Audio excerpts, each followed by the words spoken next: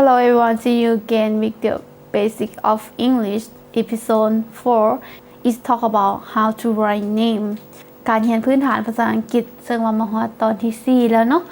ซึ่งจะได้เว้าเกี่ยวกับหลักการเขียนชื่อเฉพาะซึ่งจะมีหลักการแนวใดนั้นเราไปติดตามเบิ่งกันเลยฝากกดไลค์และกดติดตามช่องของพวกเราได้เด้อโอเคก่อนที่เราจะไปเบิ่งหลักการต่างๆในการเขียนชื่อเนาะเรามาเบิ่งตัวพยัญชนะที่ใช้ในการเขียนชื่อก่อนเนาะซึ่งจะมีความแตกต่างจาก EP ที่ 1คือจะมีบางตัวที่บ่ได้เสนอใน EP 1เช่นว่าตัวงอหรือว่าตัวควบเป็น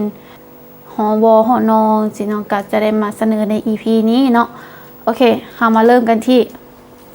กอไก่เนาะกอไก่เราจะใช้เป็น Kเนาะใส่ K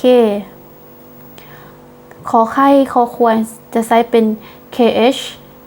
KH นะตัวงอเป็นใช้เป็น NG นะจอจอใช้เป็น CH สอเสือใช้ S นะสอสร้างใช้ H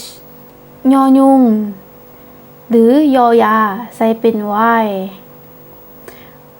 ดอเด็กเนาะใช้เป็น D ตอตาใช้ T ทอทุงหรือทอถงเนาะใช้เป็น TH บอแบใช้เป็น B นอนกใช้ N เนาะมอแมวใช้เป็น M พอพูหรือพอเพิ่งเนาะใช้เป็น PH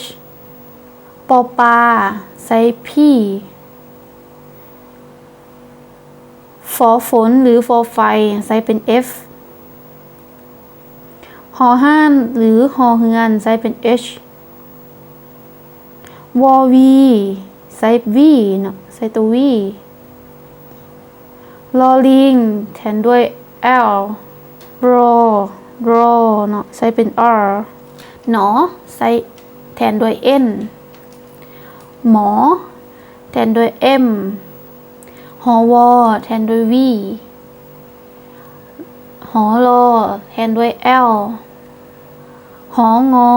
แทนด้วย NG เนาะมันนี้มาเบิ่งสระที่ใช้ในการเขียนเนาะมี A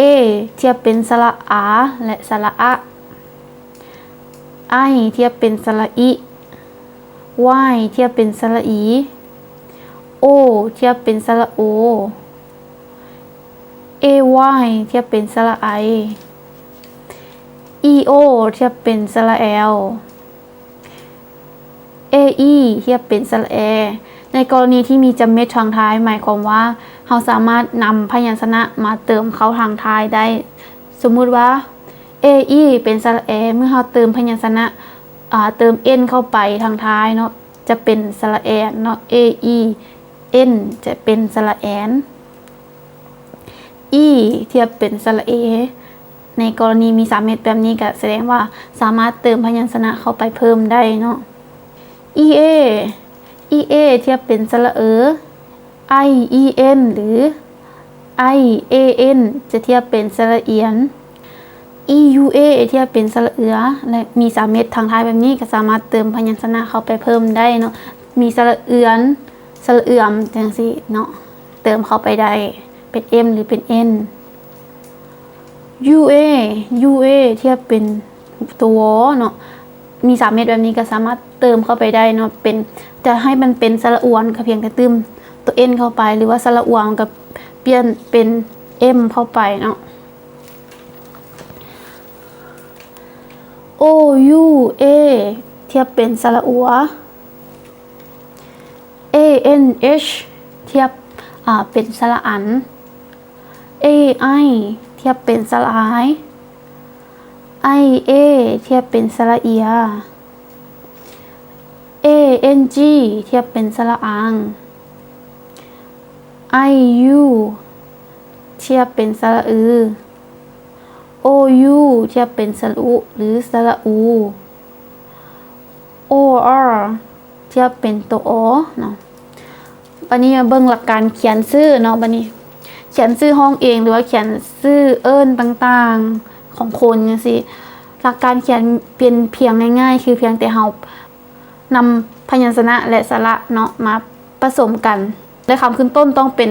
ตัวพิมพ์ใหญ่หรือตัวเขียนใหญ่เนาะนอกจากนั้นเป็นตัวน้อยหมดเนาะตัวอย่างวิเชียนสังเกตว่าวิขึ้นต้นด้วยวีต้องเป็นตัวพิมพ์ใหญ่หรือว่าตัวเขียนใหญ่หรือคำแพงขึ้นต้นด้วยเคเนาะ KH เป็นคอแม่นบ่เป็นตัวคอแต่ว่าเราจะให้ตัวแต่ว่าตัว K ต้องเป็นตัวพิมพ์ใหญ่แต่บ่เกี่ยวกับตัว H หรือว่าแพงมันจะบ่เกี่ยวเนาะมีแต่ว่าคำขึ้นต้นเท่านั้นที่เป็นตัวพิมพ์ใหญ่วันนี้การเขียนชื่อนามสกุลสำหรับนามสกุลเนาะจะมีต่างคือตัวนามสกุลเนาะต้องเป็นตัวพิมพ์ใหญ่ทั้งหมดตัวอย่างมิสเตอร์วิเชียนคำแก้วเป็นนามสกุลเนาะคำแก้วเป็นนามสกุลดังนั้นเราต้องเขียนเป็นตัวพิมพ์ใหญ่หมดเนาะทั้งคำแก้วเลยหรือว่าคำแพงวงไซเป็นนามสกุลก็ต้องเขียนเป็นตัวพิมพ์ใหญ่เหมือนเนาะแต่ว่าถ้าระดับสากลมันจะต่างคือนามสกุลต้องขึ้นต้นชื่อเอิ้นเนาะมันบ่คือกับลาวที่นามสกุลจะไว้ข้างหลังเนาะโอเคมาวันนี้ก็จบเพียงเท่านี้สำหรับหลักการเขียนชื่อเป็นภาษาอังกฤษสามารถนำไปใช้ได้ในการเขียนชื่อของตัวเองสำหรับใครที่ยังเขียนชื่อของตัวเองบ่เป็นการศึกษาวิดีโอนี้ไว้เนาะโอเคสำหรับวิดีโอนี้ก็จบเพียงเท่านี้เนาะถ้ามีอย่างผิดพลาดประการใดต้องขอโทษขออภัยและเจอกันในวิดีโอต่อไปเนาะบ๊ายบาย